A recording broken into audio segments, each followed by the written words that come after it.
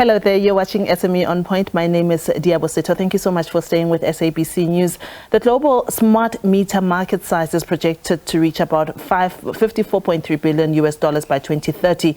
Increasing investment interest in the digitalization of electrical systems and efforts to expand the grid infrastructure are expected to create growth opportunities for the smart electricity meter market. This Women's Month, we feature Nyamezela Metering, a 100% female-owned business in Johannesburg. With the current energy challenges, its founder, Liabo Setho, is confident that smart meters are the solution. Smart meters have entered and changed the energy landscape. They remove the uncertainty around energy consumption and billing. In South Africa, smart meters are designated for local production, an opportunity that the managing director of Nyamezela Metering, Liabo Setho, has grabbed with both hands. Her factory manufactures and supplies smart meters to power utility Eskom, municipalities and private customers. I'm an accountant by profession, so I've been in the space where I was exposed to looking at value addition in products. So having looked at customer credit control for utilities like City Power, who were supporting at the time, we realized that the products that they were supplying were coming from a limited number of suppliers. And then we saw an opportunity for us to establish the factory as opposed to importing. And then immediately thereafter, then the industry was designated. So it's always an opportunity that we saw, and fortunately government was already en route to designating it to make sure that there is production. She says, like with many other women, starting a business as a black woman is always challenging. Getting capital tops the list of those challenges. This is very capital intensive, and a typical factory with meeting the requirements of what localization is, you're looking at something upward of 100 million. So an investment of that much, you don't get black people having that much money available. So for us, we started off normally like everybody else, bootstrapping the business until to a stage where it was bankable. Then we fortunately got a project in Zimbabwe, which then allowed us to further invest in the production and make sure that we then can present to companies like Eskom, who then support. Fortunately, we got awarded an allocation. Setho says when she entered the market, she was not focused on the fact that she's a woman. At the time, her biggest competition was multinational companies. This led her to establish an association for meter manufacturers in the country to push for policy that allows other players to participate in the industry. At a time when correct billing has become a challenge for municipalities and households, load shedding also is now a way of life in the country. She believes smart metering can play a big role to alleviate these challenges. Smart metering is enabling the utility to take control of the meter reading. Because in the past, we used to have meter readers going house to house reading meters. The data gets to the utility late, and the challenge has always been tampering, where we've got customers that are playing with the meters and making sure that the meter is running fast or slow, and that the utility can't control. And in some instances, people are actually receiving electricity free of charge because of that temper. So with smart metering, what it's going to do, it's going to enable the utility and also the customer to take control of the consumption, because they can then see how much they are consuming and they can manage on their side. We currently have a challenge of load shedding, and with smart meters, we're able to limit the loads and avoid total blackout as it is by making sure that the loads are shifted to areas where it's needed in the time that is needed. Nyamezela currently employs nearly 40 people and is poised for growth with bigger premises and the prospect of employing even more people. The future is in making sure that we automate some of our processes, and I know that when we say automation, people feel already that it's actually taking jobs. It's actually, in our case, going to create more jobs, because from the current labor pool, we are going to jump to 120 at the full production when we are fully at production.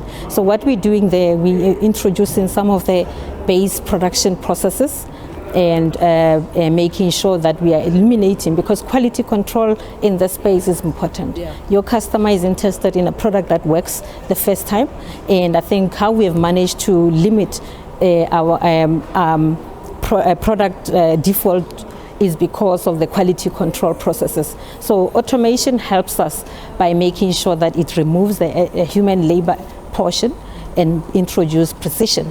Liabo Setho, SABC News, Johannesburg.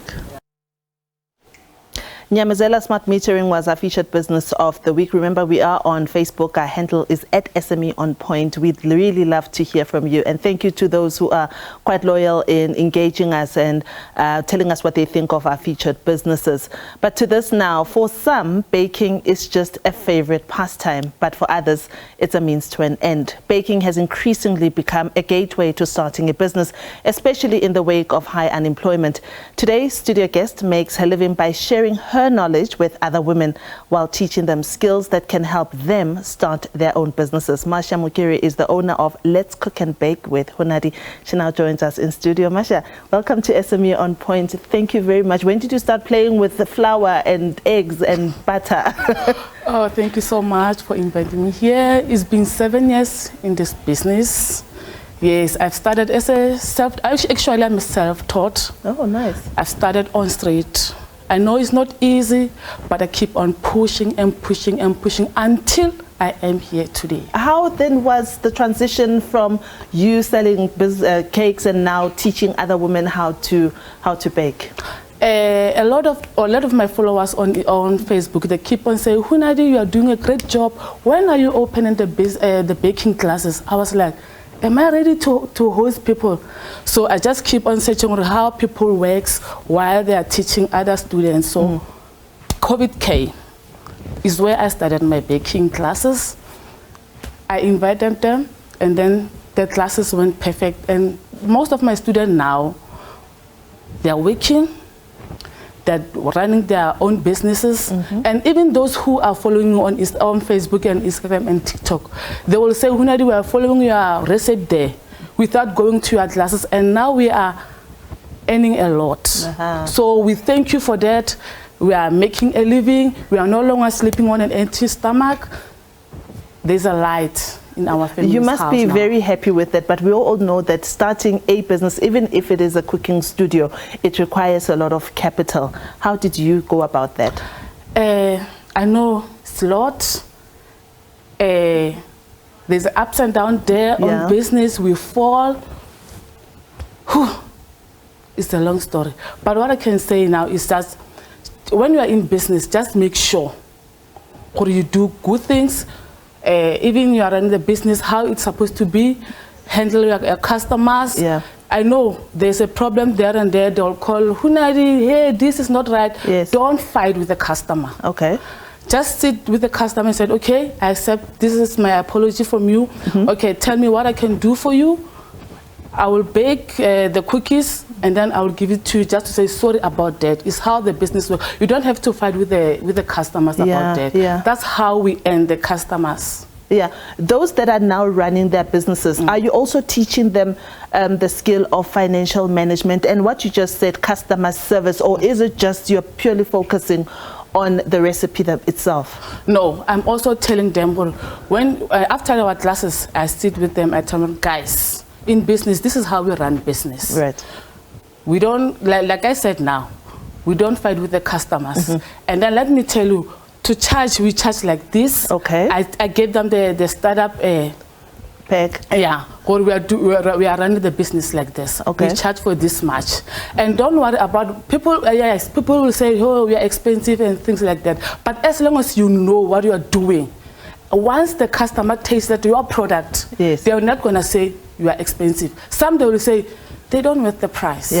Let us in on a little secret. What makes a good, because I see you specialize, I think it's with scones mostly. What makes, what's the secret recipe in scones that makes the scones what they should be? We're stealing your trades now. The wooden spoon. The wooden spoon. Yeah, most of people. You mean wooden spoon, the margarine or the butter? The margarine. Yes. I started with that margarine. It was, I think it was 7 rand. People don't know about that. So basically, you are saying that the quality of the margarine. Yes. Is the quality in my baking. They make the scones fluffy. how to, like, you can even cook with it. Yeah. Okay, we have about 2 minutes left, and Yes. I know that there must be someone that's watching us. Maybe someone is skilled in another skill. Maybe it's cooking, maybe it's another skill. How can they transition from them selling the service to now calling other women and formalizing sharing the knowledge? I think as long as you're doing good with what we do, people will come to you. Okay. People, they will support you. Just make sure everything is perfect. I'm listening to my colleagues in the control room. They're all asking where are the cookies, and I hope they'll follow you. And we must all come and register for your classes. Hunadi, thank you so much. I've been speaking to Marsha. She is the founder and owner of Let's Cook and Bake with Hunadi, and you can find her on TikTok and also on Facebook and yes. also on Instagram. Let's support small businesses and those women that are starting their own businesses through hers. Let's also lend a hand and buy from them, and let's make the money, the rents and cents circulate in our communities. This is all from SME On Point for this week. More business news with Nastasia Arinsa after this break. Do stay with us.